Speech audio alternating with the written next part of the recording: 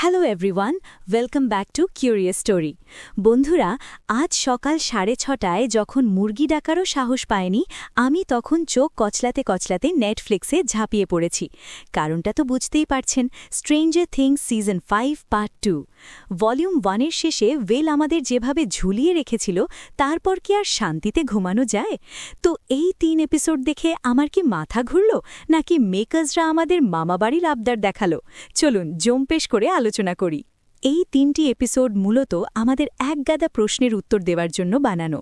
ভেকনা কেন ওই মরুভূমিতে বসে বালি ঘাটছে, তার ছোটবেলার স্যুটকেসের রহস্যকেই বাকি, এই সব কিছুর উত্তর আমরা এখানে পেয়েছি। তবে সবচেয়ে মজার ছিল উইলের ক্যারেক্টার।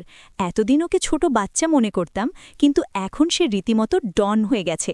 ভেকনার থেকে শক্তি চুরি করে সে এখন সর্সারার, মানে চোরের উপর বাটপাড়ি যাকে বলে আর কি।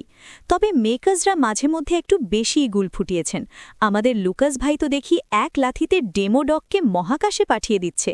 আবার ন্যান্সি কাকিমা যে কায়দায় ট্রাক চালিয়ে প্রফেশনাল আর্মিদের কচু কাটা করল, সেটা দেখে মনে হলো উনি টার্মিনেটরের চেয়েও বড় কিছু। এই প্লট আর্মারগুলো দেখে ভাবছিলাম, ইস, আমার যদি এমন থাকতো তাহলে দুনিয়া জয় করে ফেলতাম। আসল খেলা শুরু হবে 1 জানুয়ারি।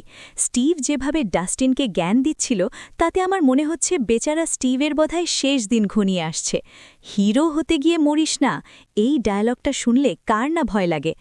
অন্যদিকে 11-এর অবস্থা এমন যে তাকে ছাড়া এই জগাখিচুড়ি থামানো অসম্ভব। অর্থাৎ 1 তারিখের ফিনালেতে একটা বড়সড় ফাইনাল ওয়ার আর অনেকগুলো টিস্যু পেপার রেডি রাখতে হবে চোখের জল মোছার জন্য। অনেকের কাছে এই পার্টটা একটু স্লো লাগতে পারে, কারণ মেকার্সরা অ্যাকশনের চেয়ে মিস্ট্রি সলভ করতে বেশি ব্যস্ত ছিল। তবে যারা মগজ খাটাতে ভালোবাসেন, তাদের জন্য এটা পিওর গোল্ড। আমি তো 1 তারিখের জন্য এখন থেকেই কাউন্টডাউন শুরু করে দিয়েছি। আমার পক্ষ থেকে পার্ট 2 এর জন্য রেটিং থাকবে 8 আউট অফ 10।